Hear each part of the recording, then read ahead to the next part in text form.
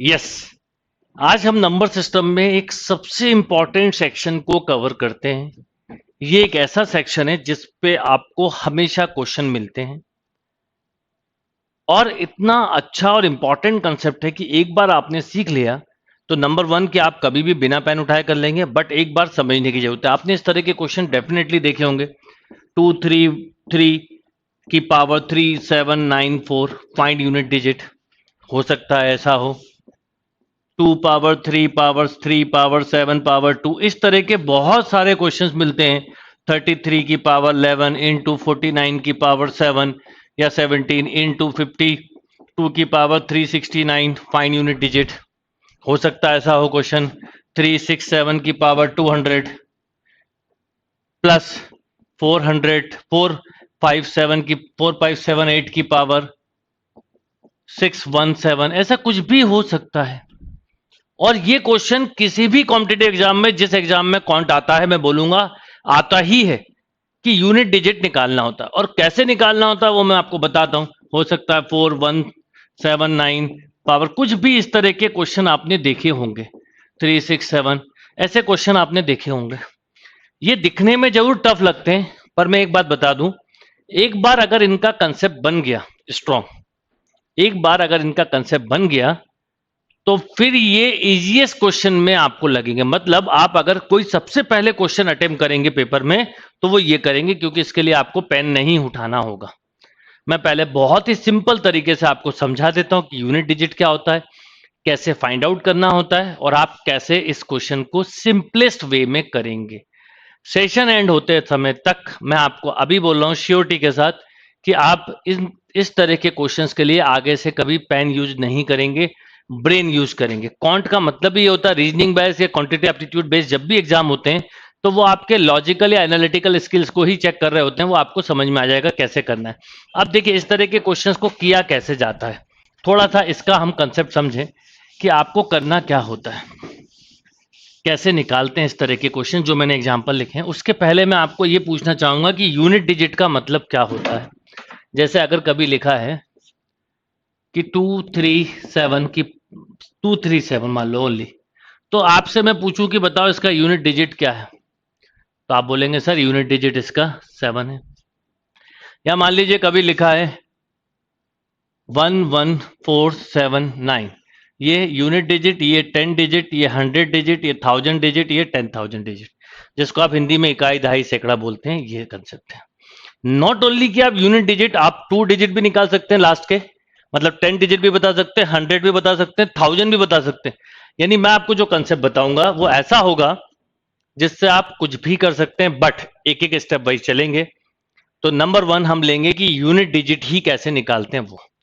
अब मान लो कि आपको अगर कभी क्वेश्चन आ जाए 123 की पावर 379, तो आपके दिमाग में ये क्वेश्चन सबसे पहले आएगा कि मैं ऐसा तो नहीं कर सकता कि 123 123 123 123 को 379 टाइम्स लिखूं और फिर निकालूं। तो कहीं ना कहीं प्रॉपर्टीज यूज होती है जिन्हें हम नंबर सिस्टम में पढ़ते हैं, यानी प्रॉपर्टीज ऑफ नंबर को, रिसाइक्लिंग को हम यूज करते हैं और इन क्वेश्चंस को इजीएस्ट वे में फाइंड आउट करना सीख सकते हैं। वो इजीएस्ट वे क्या है वो मैं अब आपको बताता हूं, आपको बहुत जल्दी समझ में भी आएगा और आगे से आपसे कभी किसी तरह की मिस्टेक नहीं होगी। अब सबसे पहला क्वेश्चन ये है कि अगर मैं आपसे बोलूं कि बताओ इसका यूनिट डिजिट क्या है 12 इंटू 30, तो क्या आप मुझे बताइए आप क्या पूरा मल्टीप्लाई करेंगे, क्या ऐसा लिखेंगे? नो, आपको सिंपल क्या करना था, यहाँ यूनिट डिजिट बताने के लिए 2 इंटू 3 को मल्टीप्लाई कर देना था। यस और नो? आपने 3 इंटू 2 किया, कितना आया? 6, खत्म। मान लीजिए कभी लिखा है 47 इंटू 42 इंटू 46, अब मैं बोलूं यूनिट डिजिट बताओ क्या होगा, तो आप सबसे पहले बात याद रखिए कि पूरे मल्टीप्लाई की जरूरत है ही नहीं, just multiply in unit digit. तो जैसे 6 2 जा 12 का 2, 2 7 जा 14 का 4, यानी इसके यूनिट प्लेस पे तो 4 आएगा, बाकी 10th 100 पे क्या आएगा छोड़ो, मतलब ये जीरो नहीं लिखा मैंने, मतलब इस पे क्या आएगा वो नहीं पता, पर यूनिट पर मुझे ये पता है कि 4 आएगा।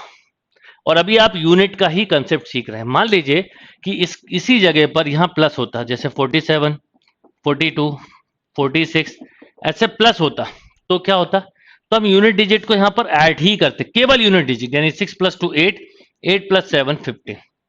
एक खास बात और बता दूं कि मैं अगर इसके आगे कोई नंबर बढ़ा भी दूं या इसके आगे कोई नंबर बढ़ा दूं, कोई यूनिट डिजिट पे फर्क नहीं पड़ता। यानी जब आप यूनिट डिजिट पढ़ते हैं, सुनिए ध्यान से, कि जब आप यूनिट डिजिट पढ़ते हैं तो यूनिट डिजिट पढ़ते समय बस एक ही बात ध्यान रखते हैं हम, वो ये कि यूनिट प्लेस के नंबर को ही ऐड करते हैं या यूनिट प्लेस के नंबर को ही सब्ट्रैक्ट करते हैं या यूनिट प्लेस के नंबर को ही मल्टीप्लाई करते हैं, डिपेंड ऑन क्वेश्चन। इवन बीच में प्लस की जगह माइनस हो तो भी कैसे यूनिट डिजिट निकालते हैं वो भी सिखाऊंगा। यानी अल्टीमेटली आप अगर यूनिट डिजिट पढ़ रहे हैं तो यूनिट डिजिट के अलावा और कुछ नहीं सोचना होता है यहां पर। तो आपको केवल इतना सा ध्यान रखना है कि यूनिट डिजिट के साथ ही आपको करना है।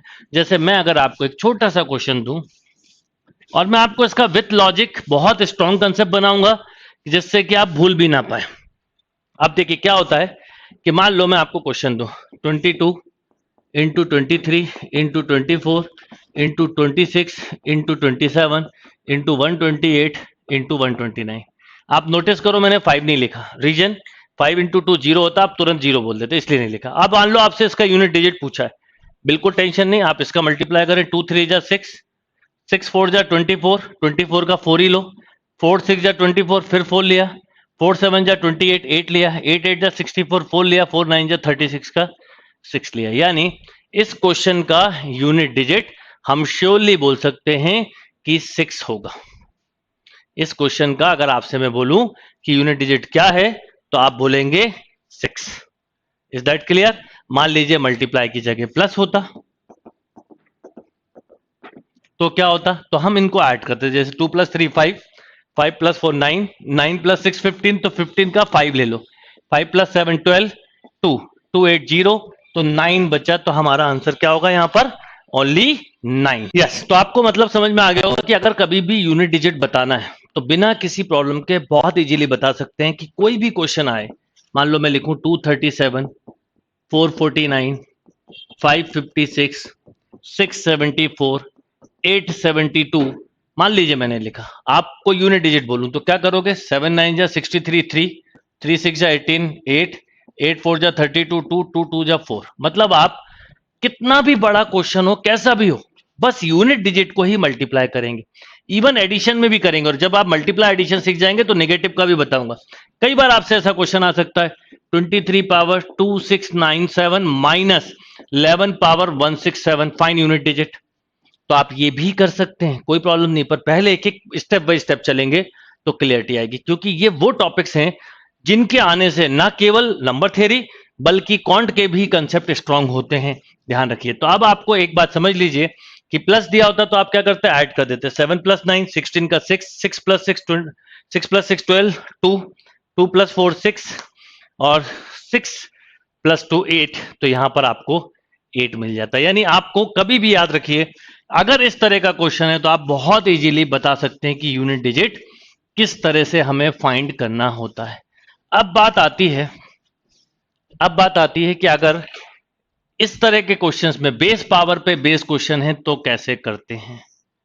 कंसेप्ट ऑफ बेस पावर, यानी अगर मान लीजिए क्वेश्चन आ जाए कि 237 की पावर 3769 फाइंड यूनिट डिजिट, तो क्या करेंगे?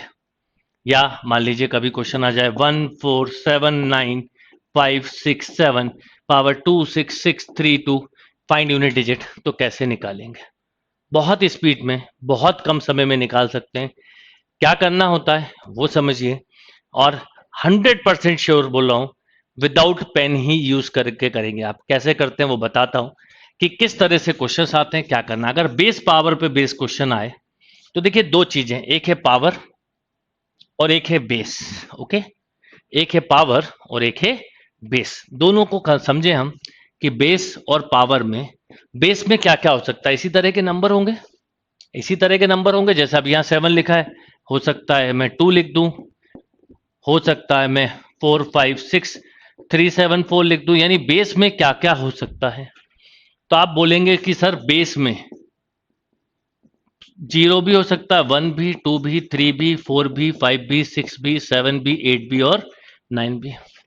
पावर, पावर कुछ भी हो सकती है, बस पावर बिलोंग टू हम बोलेंगे नेचुरल नंबर, मतलब पावर फ्रैक्शन में नहीं होना चाहिए। जो मैं आपको कंसेप्ट बता रहा हूं उसके लिए, power belong to natural number, power fraction में नहीं होना चाहिए। अब power belong to natural number, मतलब अब नेचुरल नंबर क्या होते हैं, हर चीज ऐसे पढ़ो कि कंसेप्ट बनते जाए। कोई चीज नहीं आती तो आप तुरंत अपने आप से करिए क्वेश्चन। जैसे मैं बोलूं नेचुरल नंबर क्या होते हैं, all counting number is called natural number. जो भी काउंटिंग नंबर होगा वो नेचुरल नंबर कहलाएगा, यस और नो। तो काउंटिंग नंबर को, अब इसलिए अगर आपने बोला कि sir 1 to infinity natural number होते हैं, आपसे अगला क्वेश्चन पूछ लेगा बताओ 1.5 क्या। पर 1 टू इंफिनिटी में तो कुछ भी हो सकता है ना, 2.6 भी हो सकता है। पर जब आप बोलते हैं काउंटिंग नंबर, तो counting is always start from 1। हम कैसे, मैं बोलूं काउंट योर फिंगर 1 2 3 4 5, है ना, count number of student in the class, तो आप 1 से ही स्टार्ट करेंगे, यानी आप उसमें बीच में फ्रैक्शन नहीं लेंगे। मैं एक बात और बोलूंगा कि जब आप प्रिपरेशन करें, कंसेप्ट बनाएं तो ऐसे बनाएं कि अगर आपसे कभी कोई क्वेश्चन पूछा जाए, क्योंकि आप रिटर्न के बाद इंटरव्यू भी फेस करते हैं, तो आपके रिप्लाई में ऐसा होना चाहिए कि आपसे क्वेश्चनिंग कम हो। क्योंकि आप में से जितने लोगों ने कभी ना कभी इंटरव्यू दिया होगा या कभी आपने वाइवा दिया होगा कॉलेज में, स्कूल में, तो आपने एक चीज नोटिस की होगी कि फर्स्ट क्वेश्चन जो होता है वो आपकी अकॉर्डिंग टू प्रोफाइल होता है, जिस भी सब्जेक्ट से रिलेटेड जा रहे हैं। सेकंड क्वेश्चन आपके फर्स्ट क्वेश्चन के आंसर से बनता है। तो अगर आपके आंसर्स में जितना यूनिकनेस, जितना सिंपल, जितना शॉर्ट होगा, अगले क्वेश्चन बनने कम हो जाएंगे। नहीं तो क्रॉस क्वेश्चनिंग चालू होती है और कई बार उसी में हम उलझ जाते हैं। इस एक बात पे भी वर्क करिए ध्यान से। तो नेचुरल नंबर क्या हुए, ऑल काउंटिंग नंबर को हम नेचुरल नंबर बोलेंगे, 1 2 3 4 5। तो पावर नेचुरल नंबर होना चाहिए, बेस में कोई भी हो सकता है। अब मैं आपको बहुत ही सिंपल रूल बता रहा हूं जिससे आप क्वेश्चन को देखते कर रहे हैं। 3 रूल है, पर 2 रूल से भी मैं करवा दूंगा। और वैसे समझिए, अगर unit digit of base, unit digit of base मान लीजिए 0 1 5 6 में से कोई एक हुआ, एनी पावर, एनी पावर, आप वही आंसर बोलेंगे। आंसर जो होगा वो आप लिखेंगे सेम। मतलब मैं क्या बोलना चाहता हूं समझिए, if unit digit of base is 0 1 5 6 for any power, answer will B same unit digit. मतलब वही यूनिट डिजिट आंसर होगा जो कि बेस का है। अब क्यों होगा वो भी रीजन बताता हूं। अब मान लीजिए कि आपको क्वेश्चन ऐसा आ जाए कि 216 की पावर 3794963, पावर क्या है डजंट मैटर, बस फ्रैक्शन नहीं होना चाहिए, इसलिए पहले बता दिया कि क्या होना चाहिए, नेचुरल नंबर। तो यहां पर एक चीज याद रखिए, यूनिट डिजिट 6 ही होगा, पावर देखनी ही नहीं। मान लीजिए क्वेश्चन है 4574539345963 देन यूनिट डिजिट इज 5। या मान लीजिए क्वेश्चन है 19876532 पावर 3769321, अच्छा 4 नहीं 6 लिखना था। देखिए बेस कितना बड़ा लिया, पावर कितनी बड़ी, कुछ नहीं देखना है। बस आपको जब भी कभी इस तरह का कोई क्वेश्चन आए, रिमेंबर, जब भी कोई इस तरह का क्वेश्चन आए, आपको मेरी बस एक ही बात याद रखनी है कि बेस का यूनिट डिजिट देखो क्या है, 0 1 5 और 6 में यही आंसर होते हैं। मैं आपको विद रीजन बताऊंगा, याद नहीं करवाऊंगा, क्योंकि याद करी हुई चीज भूल जाते हैं, कंसेप्ट बनाई हुई चीज ना कभी भूलेंगे, ना कभी एग्जाम में मिस्टेक होगी, रीजन भी पता होगा। अब आप देखो दिखने में कितना बड़ा क्वेश्चन लगता है, आपने इस स्पीड में आंसर दे दिया बिना किसी रुके हुए। मान लीजिए कि क्वेश्चन ऐसा होता, मान लीजिए कि क्वेश्चन ऐसा होता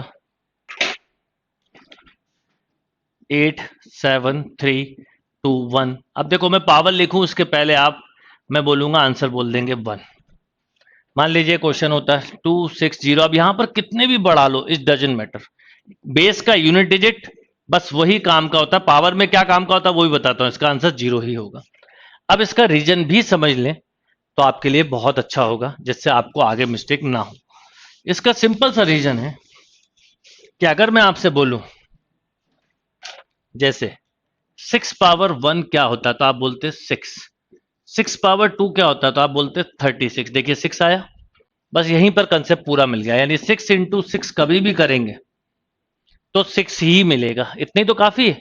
मान लीजिए आप चलो 36 इंटू 6 भी करते तो क्या यूनिट प्लेस पे 6 ही आता ना, या 216 इंटू 6 करते 1296, आता क्या 6 ही आता ना। तो आप 6 को इनफाइनाइट टाइम भी क्यों ना मल्टीप्लाई कर लो, इनफाइनाइट टाइम क्यों ना मल्टीप्लाई कर दो, आगे कुछ भी लिख लो, आपको यह समझ में आ गया कि यूनिट प्लेस इज ऑलवेज 6। कितना सिंपल सा कंसेप्ट हुआ, आपसे आपका भी मिस्टेक नहीं होगी। आ जाए कोई भी क्वेश्चन, पढ़ो भी ऐसे, कंसेप्ट भी ऐसे बनाओ कि फिर आप हर तरह से क्वेश्चन का जवाब दे पाए।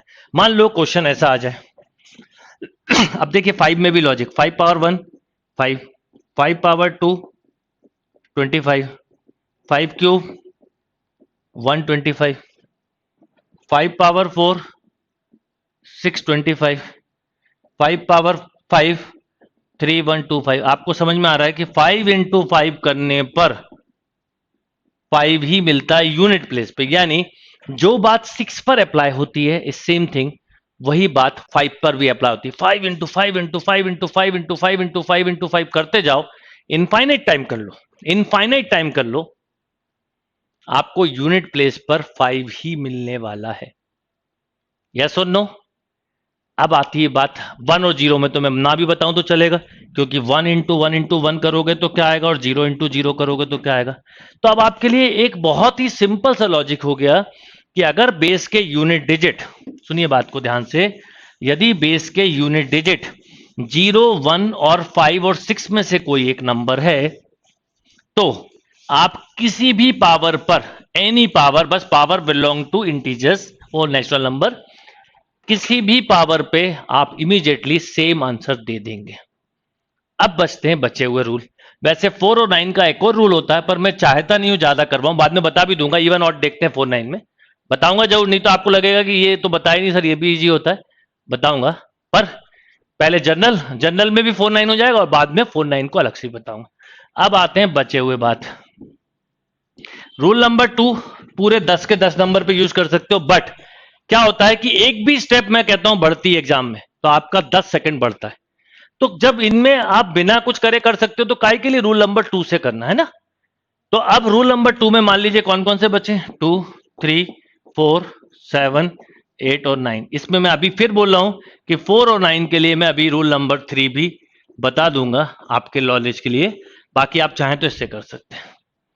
अब रूल नंबर 2 है 2 3 4 7 8 9, इनमें से कोई भी एक नंबर हो, इनमें से कोई भी एक नंबर हो तो आप क्या करेंगे, सिंपल, आपको केवल एक काम करना है, पावर डिवाइडेड बाय 4, पावर में 4 का डिवाइड कर देना है, जो भी पावर है उसमें 4 का डिवाइड करें, एंड फाइंड आउट रिमाइंडर, और रिमाइंडर निकालें। क्या करना है, power divided by 4 and find remainder, remainder निकालें। अब किसी भी नंबर में जब 4 का डिवाइड करेंगे तो रिमाइंडर क्या क्या हो सकते हैं, ऑब्वियसली आप बोलेंगे सर रिमाइंडर 0 हो सकता है, 1 हो सकता है, 2 और 3, है ना। किसी भी नंबर में, जिस नंबर का ए में अगर मैं बोलूं 5 का डिवाइड करो, हाउ मेनी पॉसिबल रिमाइंडर, मैं छोटी छोटी चीजें भी हमेशा साथ बताता हूं, ये मानते हुए कि अगर कोई चीज मिसिंग है तो वो आपको पता हो। जैसे मैं बोलूं किसी नंबर में 5 का डिवाइड करो तो क्या होगा, अगर मैं बोलूं कि किसी नंबर में 5 का डिवाइड करें तो क्या होगा, आपसे बोला 5 का डिवाइड करें तो आपको पता है कि 5 ही पॉसिबल रिमाइंडर मिलेंगे, यानी 0 1 2 3 4 एंड बस। अगर किसी नंबर में 11 का डिवाइड किया है तो पॉसिबल रिमाइंडर 11 ही होंगे, जो होंगे 0 से लेके 10 तक। तो आपने जब पावर में 4 का डिवाइड किया तो आपको पॉसिबल रिमाइंडर मिले 0 1 2 3। अब किसी भी नंबर की पावर, किसी भी नंबर की पावर 0 हो तो क्या होता है, ये क्वेश्चन आता है दिमाग में कि किसी भी नंबर की पावर 0 हो तो क्या होता है। तो एक जनरल कंसेप्ट है 1, ये सब चीजें इंडाइजेस रूल में समझाऊंगा मैं आपको। किसी भी नंबर की पावर अगर 0 है तो उसकी वैल्यू हमेशा याद रखिएगा 1 होती है, ठीक है, यानी ए पावर अगर 0 है तो उसकी वैल्यू होगी 1। तो कई बार 0 पे आप कंसेप्ट ना बना पाए तो 0 को इक्विवेलेंट टू 4 लिख लें, बाय 4, बिकॉज जिस नंबर से डिवाइड कर रहे हैं उसी के इक्विवेलेंट मान सकते हैं आप। 5 से कर रहे होते तो 5 मान लेते, 6 से कर रहे होते तो 6 मान लेते।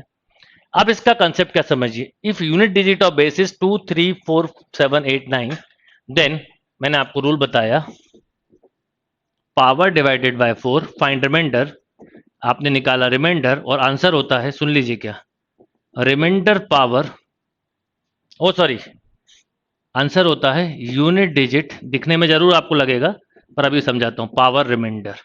यानी आप सिंगल स्टेप में आंसर दे सकते हैं। ये रूल सभी पे अप्लाई कर सकते हो, 0 पे भी, 1 पे भी, 4 5 पे भी, 6 पे भी, बट उनका डायरेक्ट होता है। 4 9 का भी एक सिंपल कंसेप्ट है, बाद में आता हूं। क्या मैंने बोला कि if unit digit of base is 2 3 4 7 8 9 then power divided by 4 and find out remainder and answer will be unit digit to the power remainder. अब इसको समझें कैसे करेंगे क्वेश्चन, क्योंकि बिना क्वेश्चन के नहीं समझ में आएगा। मान लीजिए कि आपको क्वेश्चन ऐसा दिया होता 2 3 2 पावर 3 6 7 8 फाइंड रिमाइंडर, वो find unit digit, find unit digit. मान लो आपसे ऐसा बोला होता फाइंड यूनिट डिजिट, अब क्या होता सुनिए। पावर में 4 का डिवाइड करते। अब जब पावर में 4 के डिवाइड की बात आती है, जब पावर में 4 के डिवाइड की बात आती है, तो एक बच्चा ये करता है, एक ये करता है, एक डिविजिबिलिटी रूल याद करता है ना। तो मैं आपको एक और बात बता दूं कि आपको जो मैं ये सेशन ले रहा हूं, हर सेशन पे एक कोई पर्टिकुलर कंसेप्ट होगा और उस कंसेप्ट से रिलेटेड सारी चीजें क्लियर होंगी। अब जैसे डिविजिबिलिटी रूल में आपको अलग से पढ़ाऊंगा, नंबर सिस्टम के, नंबर सिस्टम बहुत बड़ा बहुत इंपॉर्टेंट चैप्टर है, पर इसको इतने अच्छे अच्छे पार्ट से कवर करूंगा कि आपको प्रॉब्लम नहीं आएगा। तो पर अभी मैं आपको बस, हाँ बाकी बीच की चीज लगेगी वो आपको अलग से बता दूंगा। जैसे प्रॉपर्टी ऑफ प्राइम नंबर है कि डिविजर्स निकालते हैं, सम ऑफ डिविजर्स कैसे निकालते हैं, एक्सपोनेंट कैसे निकालते हैं, नंबर ऑफ जीरो, हर एक का एक अलग अलग सेशन रहेगा, स्मॉल सेशन रहेगा, बट वो एक स्मॉल सेशन आपके 100% डाउट खत्म कर देगा। तो मैं आपको यही बोलूंगा कि धीरे धीरे आपको ऐसे सेशंस मिलते जाएंगे। तो अब जैसे 4 का डिवाइड करना, एक बच्चा ऑब्वियसली ये कर सकता है कि 4 9 जा 36, फिर 7, 4 1 जा 4, फिर 3 एंड 38, 4 9 जा 36 एंड 2, बट ये नहीं करना है। आपको रिमाइंडर कितना मिला 2, अभी पहले लॉजिक बता दूं फिर बताता हूं क्या करना है। तो आपको यूनिट डिजिट, सुनिएगा ध्यान से, यूनिट डिजिट की पावर जो भी रिमाइंडर में आया वो कर दो, बस 2 आया तो आंसर हो गया 4, यानी इस क्वेश्चन का यूनिट डिजिट 4 है। अब बात आती है डिवाइड कैसे करना है।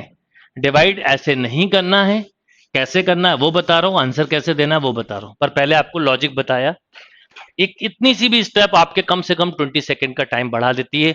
हर सेकंड एग्जाम में बहुत ही इंपॉर्टेंट होता है। तो क्या किया, पावर में 4 का डिवाइड किया, आपको रिमाइंडर मिलना था, रिमाइंडर निकाला, और वो जो रिमाइंडर आया वो यूनिट डिजिट की पावर में लगा था। अब रूल होता है डिविजुअलिटी का कि अगर किसी नंबर को 2 से डिवाइड करना है, मान लो मैं बोलूं 5756 डिवाइडेड बाय 2 फाइंड रिमाइंडर, तो आप 1 सेकंड में बोलेंगे 0। जब भी 2 का डिवाइड करना होता है तो केवल यूनिट डिजिट को करते हैं, केवल, कितना भी बड़ा नंबर क्यों ना हो, 2 का डिवाइड करो, रिमाइंडर बताओ, आप बोलोगे 1। यानी रूल है कि 2 के लिए केवल आप बोल सकते हैं लास्ट डिजिट, केवल लास्ट डिजिट को डिवाइड कर दें तो 2 का डिविजिबल मिल जाएगा। ऐसे ही 4 के लिए रूल होता है लास्ट टू डिजिट। 4 के लिए रूल होता है लास्ट 2 डिजिट, यानी आखिरी के 2 डिजिट को डिवाइड कर दो तो भी आपको वही रिजल्ट मिलेगा जो पूरा करके मिलता है। अब जैसे इस क्वेश्चन में देखूं तो अभी तो मान लो मैंने पावर इतनी दी, मान लो पावर और बड़ी होती तो कितना टाइम लग जाता अगर ऐसे कर रहे होते। पर अगर आप लास्ट के 2 डिजिट को देखें और इसमें 4 का डिवाइड कर दें तो वही रिमाइंडर आएगा जो यहां पर है, यानी नंबर चाहे ये हो या नंबर ये हो, इन दोनों का रिमाइंडर 4 के लिए सेम होगा। क्लियर नहीं हो तो आपको मैं नंबर वाला डिविजन रूल अलग, मैं कह रहा हूं ना, एक एक चीज को कवर करूंगा। पढ़ते समय भी यही क्लियरिटी लानी चाहिए आपको कि एक एक, पहले एक एक पोर्शन को अच्छे से कवर करो। सब करने के चक्कर में ही कबाड़ा होता एक साथ। अब क्या होता है कि ये जो है ना, इसमें कितना भी बड़ा नंबर लिख दूं आपको कुछ सोचना नहीं, बस आखिरी के 2 डिजिट में। तो अब अगर मैं आपसे बोलता 78 में 4 का डिवाइड करो तो आप मेंटली कर लेते, कैसे, 4 1 जा 4 3, 4 9 जा 36 2। इसमें बोलता देखो 4 9 जा 36 1। तो 4 के लिए रूल होता है लास्ट 2 डिजिट। अब जब ये सीखा ही तो यहां सीख लो। 8 के लिए क्या होगा, लास्ट 3 डिजिट। 8 के लिए क्या होगा, लास्ट 3 डिजिट। ऐसे ही 16 के लिए क्या होता है, लास्ट 4 डिजिट। इस तरह से चलता जाता है। मैं अगर आपसे बोलूं 3 का रूल होता तो सम ऑफ नंबर डिविजिबल बाय 3, 9 में भी सम ऑफ नंबर डिविजिबल बाय 3 है। तो यहां पर एक चीज आपको समझ में आई कि कभी भी आपको डिवाइड करना है 4 का तो just divided by last 2 digit, यानी लास्ट 2 डिजिट में अगर आपने 4 का डिवाइड कर दिया तो वही आंसर आएगा जो पूरा आता है। तो आप समझे। और क्यों 4 का डिवाइड करते हैं? वाई डिवाइडेड बाय 4, 6 क्यों नहीं, 7 क्यों नहीं, 9 क्यों नहीं? ऑब्वियसली कोई ना कोई तो रीजन होगा, वो रीजन मैं बताऊंगा, उसे कहते हैं कंसेप्ट। आपने केवल इतना याद करा तो ये कंसेप्ट नहीं बना, एग्जाम में आप कंफ्यूज हो गए तो मुश्किल हो जाएगी। कंसेप्ट बन गया तो 4 और 9 का डायरेक्ट भी सीख जाओगे। अब देखिए क्या होता है, जैसे मान लो, वो अभी बताता हूं 2 मिनट बाद, अभी 2-3 क्वेश्चन कर ले। 2 3 7 7 पावर 3 6 7 8 4, मान लीजिए 7। Find unit digit. क्या करेंगे? एक ही रूल पकड़ना है, बेस का यूनिट डिजिट क्या है? 7, यहां लिख लिया। पावर में रिमाइंडर लाना है, इससे 4 का डिवाइड करके, यानी लास्ट के 2 डिजिट को डिवाइड करके, बस, एंड नथिंग। क्या करना है? पावर में 4 का डिवाइड करना है और लास्ट के 2 डिजिट में, बस लास्ट के 2 डिजिट में डिवाइड करो। 47 में अगर 4 का डिवाइड करेंगे तो रिमाइंडर आप खुद बोलेंगे 3, 4 1 जा 4 और 4 1 जा 4, 3, ये लगा दिया बस। अगर 7 के क्यूब में दिक्कत है कोई बात नहीं, वैसे तो आपको पता होगा 343, बट नहीं पता हो, इस डजंट मैटर। आप क्या करा करो, a power n equal to a power m plus n। यानी यहां पर हम इसको ऐसा लिख सकते थे, 7 का स्क्वायर 49 का 9, और ये 7, देखो मैंने 49 भी नहीं लिखता मैं, और 9 7 जा 63, यानी एक्चुअल में 343 आता है, तो ये 3 आ गया। कितना सिंपल लॉजिक है, पेन उठाओगे ही नहीं आप कभी इन क्वेश्चंस के लिए।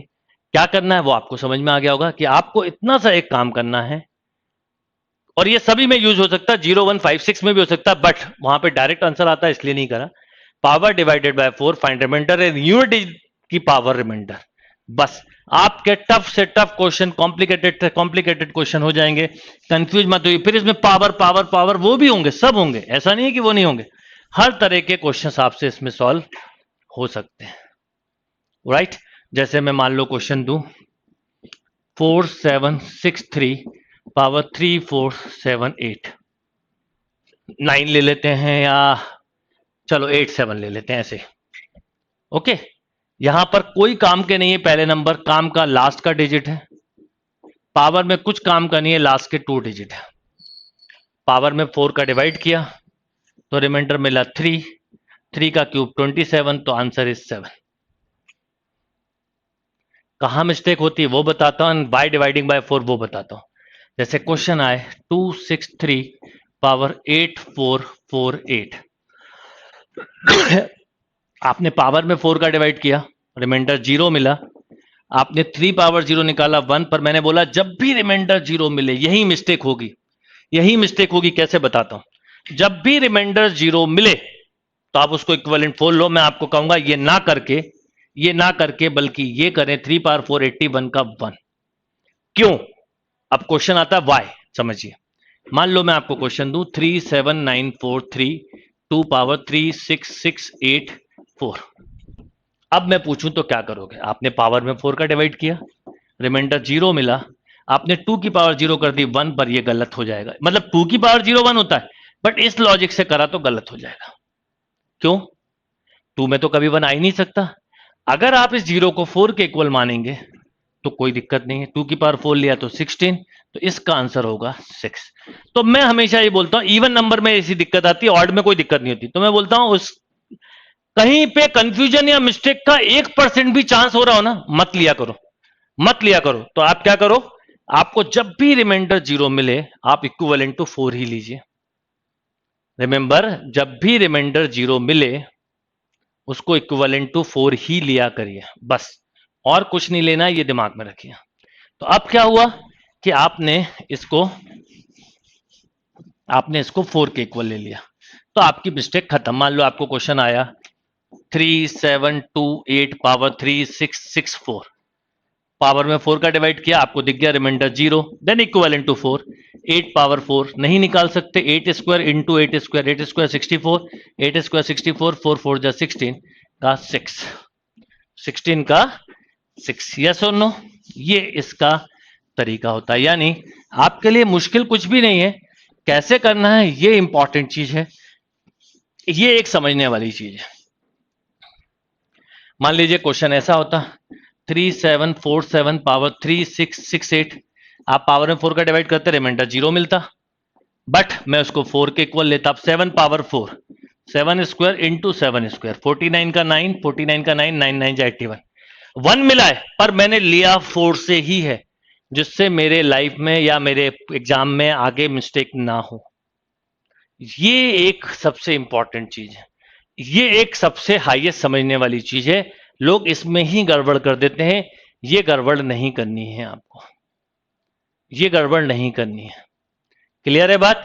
अब क्वेश्चन ये जरूर आता है दिमाग में कि y डिवाइडिंग बाय 4, ये एक चीज सबसे इंपॉर्टेंट है, वो समझें।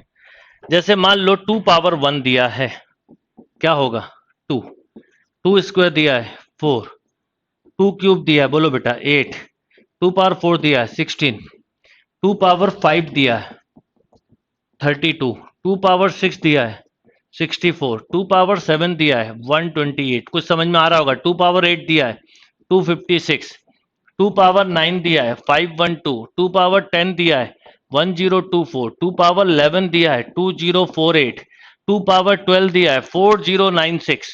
ऐसे करते जाएं करते जाएं करते जाएं तो क्या होगा, करते जाएं तो आप देखिए पावर 1 पर 2, 2 पर 4, 3 पर 8, 4 पर 16, इसके बाद 5 से फिर वही 2486, 2486, यानी 4 के बाद साइकिल सेम हो गई है। यानी नंबर सिस्टम के साइक्लिक ऑर्डर का आप यूज करके इसको सिंपल कर पा रहे हैं, और ये वजह है कि आप इस क्वेश्चन को जल्दी कर पा रहे हैं। तो नंबर सिस्टम के साइक्लिक ऑर्डर के वजह से आपने इतने स्पीड में कर लिया। अब आपको समझ में आ गया होगा y4, देखो 3 में भी यही होता है, 3 power 1 3, 3 square 9, 3 cube 27, 3 power 4 81, 3 power 5 243, देखो फिर 3 आ गया है ना, 3 पावर 6 आप बोलते 729। यानी आपको एक चीज समझनी है, जैसे ही 4 के बाद देखा तो वो रिपीट होने लगता है। ये नंबर सिस्टम की एक रिसाइक्लिंग या पीरियड कॉन्सेप्ट के अकॉर्डिंग हमने किया है, इसलिए आप इन क्वेश्चंस को इतने जल्दी कर पा रहे हैं। अब मैंने 4 और 9 के लिए बोला था, जरा 4 और 9 का कंसेप्ट भी समझ लें। 4 power 1 4, 4 square 16, 4 cube 64, 4 power 4 256, yes और नो। अगर हम 4 पे ध्यान दें तो 4 और 6 यानी 2 की ही डिवाइड करने की जरूरत है, फिर वही 4 और 6। 9 में देखिए क्या होता है, 9 पावर 1 9, 9 स्क्वायर 81, 9 क्यूब 729, फिर 9 आ गया, आप फिर 9 पावर 4 करोगे, 9 9 जा 81। यानी 9 और 4 में इवन और ऑड से भी क्वेश्चन सॉल्व हो जाते हैं, इवन और ऑड से भी क्वेश्चन सॉल्व हो जाते हैं। तो फिर हम चाहें तो 2 का डिवाइड कर सकते हैं या इवन ऑड याद रख सकते हैं, पर क्या होता है ज्यादा याद रखने की जगह मैंने उसको उधर ही पे ले लिया, बाकी क्योंकि इसमें भी कोई टाइम नहीं लग रहा, पर आप चाहें तो ऐसा कर सकते हैं। अब मैंने इसके लिए रूल ये बना दिया 4 के लिए कि अगर पावर ऑड हो तो सेम नंबर, ऑड पावर पे सेम और इवन पावर पे उनका स्क्वायर, ये एक रूल बना दिया। जैसे मैं आपसे बोलूं 4 7 3 4 की पावर 3 6 7 9, ऑड पावर 4, कुछ मत करो, 4 7 3 4 पावर 3 6 6 3 2, इवन पावर 6, ऐसे याद रखो। अगर इवन पावर है तो स्क्वायर और ऑड पावर है तो से, चाहे तो, नहीं तो 4 वाला रूल तो है ही।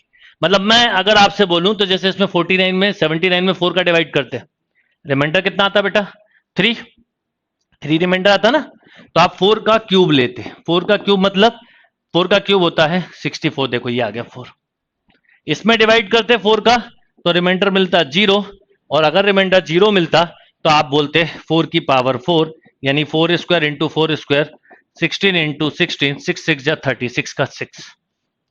आप चाहें तो ऐसा कर सकते हैं, चाहे तो इवन ऑड ले लें, क्योंकि अब आपको कंसेप्ट क्लियर है, अब आपको प्रॉब्लम नहीं जाएगी। अगर कंसेप्ट क्लियर नहीं होता तो प्रॉब्लम जाती है। प्रॉब्लम कब जाती है, वो एक बहुत इंपॉर्टेंट बात है, वो एक बहुत इंपॉर्टेंट बात है।